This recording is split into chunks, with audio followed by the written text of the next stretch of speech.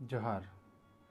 2 जून 2022 को अखबार के माध्यम से पता चला कि एक व्यक्ति जो रांची के गढ़ा टोली में रहते हैं, जिनका नाम श्याम प्रसाद सिन्हा है,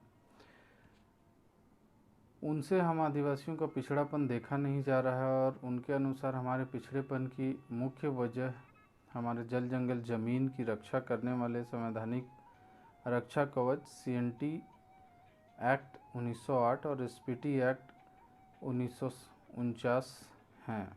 इसलिए श्याम प्रसाद सिन्हा जी ने सुप्रीम कोर्ट में याचिका दायर कर दोनों कानूनों को रद्द करने की मांग की है। उन्होंने कुछ दलीलें दी हैं जो इस प्रकार हैं।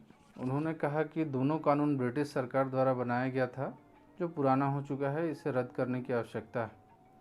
दूसरी दलील उन्होंने दी है कि आदिवासियों और गैर आदिवासियों के विकास का बाधक है। यह कानून विकास में बहुत बड़ी बाधा बन रहा है। तीसरी बात जो उन्होंने कही है वो कही है कि आदिवासी ज़मीन पर CNT SPT एक्ट व्यावसायिक उपयोग के लिए प्रतिबंध लगाती है, जिससे आदिवासियों का विकास रुक रहा है।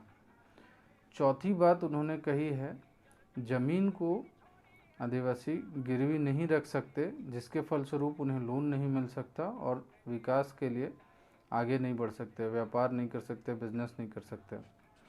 तो सबसे पहले मैं उनके पहले पॉइंट की तरफ पहले पॉइंट पर बात करूंगा, जिसमें उन्होंने कहा है ब्रिटिश सरकार द्वारा बनाया गया कानून है ये, और इसे रद्द कर देना चाहिए, ख़त्म कर देना चाहिए, क्योंकि ब्रिटिशर्स अब जा चुके हैं इस देश से। तो मैं उनसे कहना चाहता हूँ, ब्रिटिश सरकार द्वारा बनाया गया हर कानून बेकार है। तो कृपया सिन्हा जी ये बताने का कष्ट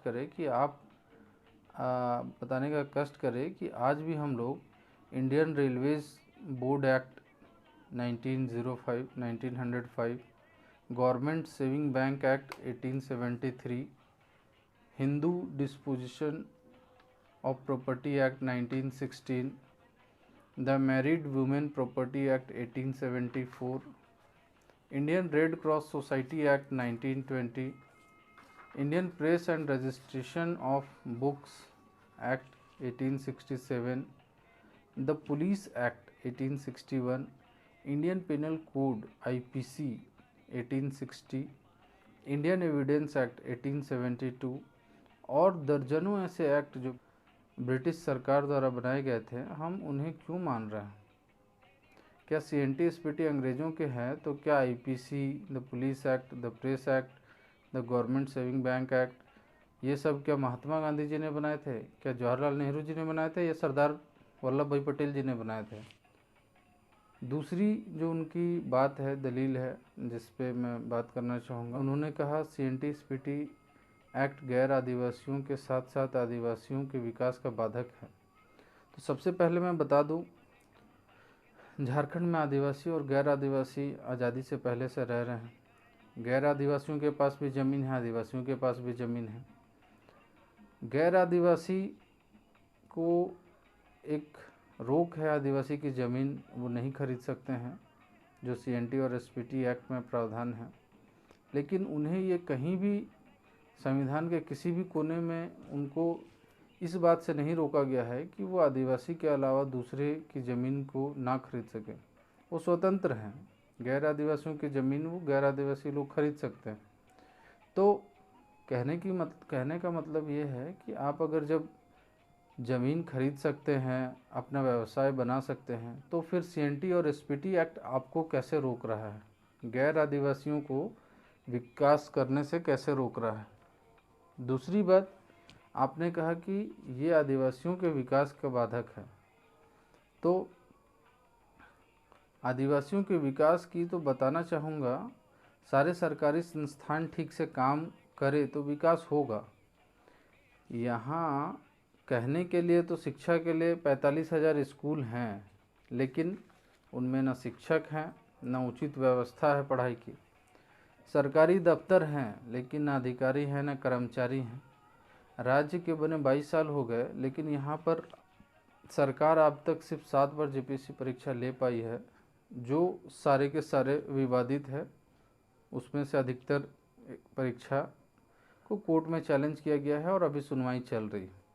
विकास के लिए जो पैसा केंद्र से आता है, वो गांव तक पहुंचते पहुंचते 30 से 35% बचता है। ऐसे में विकास होगा कैसे? विकास का बाधक सीएनटी एसपीटी एक्ट नहीं, यहाँ पर चल रहा भ्रष्टाचार है, उसको ख़त्म कीजिए। सीएनटी एसपीटी एक्ट को ख़त्म करने की ज़रूरत नहीं है। ये हमारा सुरक्षा कवच है और इसकी सख्त ज़रूरत है आदिवासी समाज को, वरना आदिवासियों की ज़मीन हताहत तरीके से लूटी जाएगी।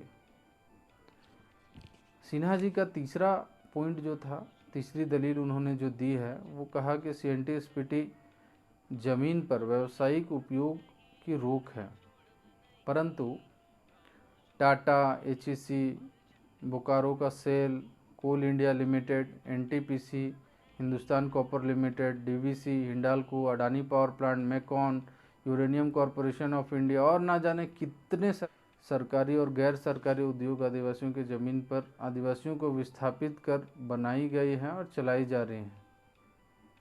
लेकिन व्यावसायिक उपयोग पर रोक है तो सिर्फ और सिर्फ आदिवासियों को। क्यों? ज़मीन वही, ज़मीन की प्रकृति वही, लेकिन एक तरफ आदिवासियों को रोका जा रहा है व्यावसायिक उपयोग करने से, और उसी ज़मीन का सरकार अधिग्रहण करके कंपनियों को, सरकारी संस्थानों को या गैर आदिवासियों को देती है, जिस पे वो व्यवसाय कर सकते हैं। तो ऐसा कैसे संभव है? आदिवासियों को क्यों नहीं उनकी ज़मीन व्यवसाय के लिए दी जा सकती है? क्या जैसे Adityapur industrial area, Tupudana industrial area, Tati Silwai industrial area, Patratu industrial area और इसी तरह जो भी जियाडा के पास ज़मीन है, Jharkhand industrial area development committee जो है, उसके पास जो एक्ट है, ज़मीन है, जो आदिवासियों से लेते हैं ज़मीन को, एक्वायर करते हैं इंडस्ट्री डेवलपमेंट के नाम पे, फिर उस ज़मीन की प्रकृति बदलकर अलग अलग व्यवसायियों को वो ज़मीन दी जाती है, जिस पर वो बहुत आसानी से लोन भी लेते हैं, सरकारी सब्सिडी भी लेते हैं और अपना व्यापार स्थापित करते हैं। तो क्या यही चीज़ उसी आदिवासी नेचर की ज़मीन को आदिवासी समाज के लोगों को उसी तरीके से, जिस तरीके से गैर आदिवासियों को दी जा रही है, क्यों नहीं दी जा सकती है? सरकार इसकी व्यवस्था क्यों नहीं कर सकती है? तो ये संभव है, सरकार चाहे तो व्यावसायिक पर्पस के लिए, व्यावसायिक कामों के लिए आदिवासियों को भी ज़मीन मुहैया करा सकती है। इच्छा शक्ति की आवश्यकता है। चौथा दलील जो सिन्हा जी ने दिया है कि सीएनटी एसपीटी एक्ट में ज़मीन को गिरवी रखने की अवधि सिर्फ 5 साल की है और इसलिए इस पर लोन नहीं मिलता है, और जिसकी वजह से आर्थिक रूप से आदिवासी लोग व्यवसाय की ओर नहीं जा पाते, आर्थिक कमजोरी होने की वजह से। पर मेरा कहना है, क्या लोन के लिए सिर्फ ज़मीन ही एकमात्र एसेट है जिसको मॉर्गेज किया जा सकता है? संविधान लिखने वालों को पता था ज़मीन लूटने के लिए लोग सीएनटी एसपीटी को ख़त्म करना चाहेंगे, इसलिए उन्होंने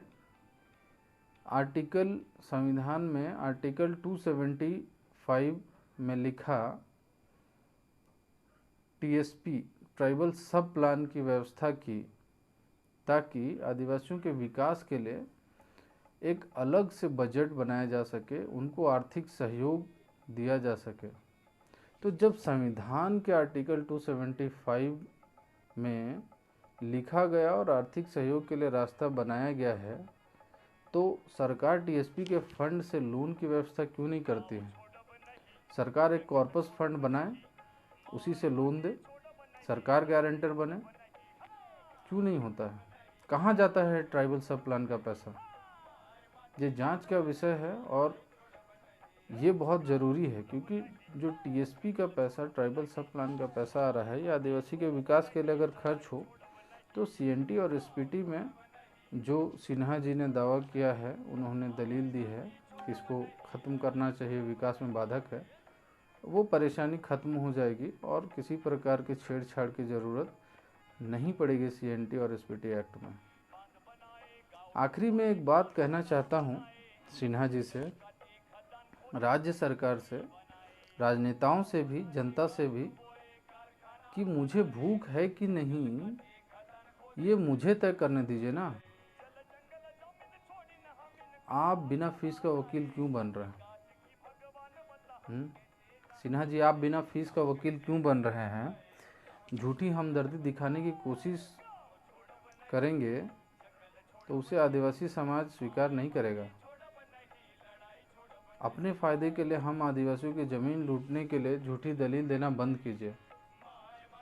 हमें आवश्यकता नहीं है CNT-SPT एक्ट को ख़त्म करने की, हमें उसकी ज़रूरत है ताकि हमारी ज़मीनें सुरक्षित रह सकें। और हाँ, एक और ज़रूरी बात कही है सिन्हा जी ने कि एक थाना क्षेत्र का आदिवासी दूसरे थाना क्षेत्र में ज़मीन नहीं ले सकता। ये भी एक बाधक है हम आदिवासियों के विकास का। बेशक ये एक बाधा है, लेकिन इसकी व्याख्या गलत तरीके से की जा रही है। जब 1908 में CNT एक्ट बना था, तब आज की तरह हर ब्लॉक, हर पंचायत में थाना नहीं हुआ करते थे, और उस समय जो भौगोलिक क्षेत्र एक थाना के अंतर्गत आता था, वो आज के क्षेत्र से कई गुना बड़ा होता था। क्या किसी क्षेत्र की सीमा को बिना किसी विधेयक के या बिना किसी नोटिफिकेशन के छोटा किया जा सकता है? तो फिर यहाँ पर थाना क्षेत्र को बार बार छोटा क्यों करते जाया जा रहा है? क्या आने वाले समय में हर गली, हर मोहल्ले में थाना बनने पर हमारे अपने गली से बाहर ज़मीन लेने पर हमें अपराधी बना दिया जाएगा, अपराधी करार दे दिया जाएगा? अगर कुछ सकारात्मक कार्य करना है ना हम आदिवासियों के लिए, तो सिन्हा जी से भी ये निवेदन है, सरकार से भी ये निवेदन है, न्यायपालिकाओं से भी ये निवेदन है, और हमारे संसद में बैठे सांसद महोदयों से भी ये निवेदन है, कृपया थाना का जो क्षेत्र है 1908 वाला, उसको वापस से बहाल कीजिए, या इस थाना क्षेत्र की बाध्यता को अब ख़त्म कीजिए ताकि आदिवासियों का विकास हो सके। सही मायने में अगर कुछ है CNT और SPT एक्ट में संशोधन करने के लिए, तो ये थाना क्षेत्र की बाध्यता को हटाने की आवश्यकता है। इसके अलावा कहीं कोई दिक्कत नहीं है, कहीं हमें नहीं लगता है कहीं और बदलाव करने की आवश्यकता है। तो सिन्हा जी से मेरा नम्र निवेदन है, कृपया आप बिना फीस का वकील ना बने, हमें तय करने दें, आदिवासियों को तय करने दें, आदिवासी समाज को तय करने दें हमें क्या चाहिए, और हमें जो चाहिए उसके लिए हमें मांग करने दीजिए, आप बीच में ना आएँ। बस इतना ही कह के मैं अपना आज बात ख़त्म करता हूँ। जोहार।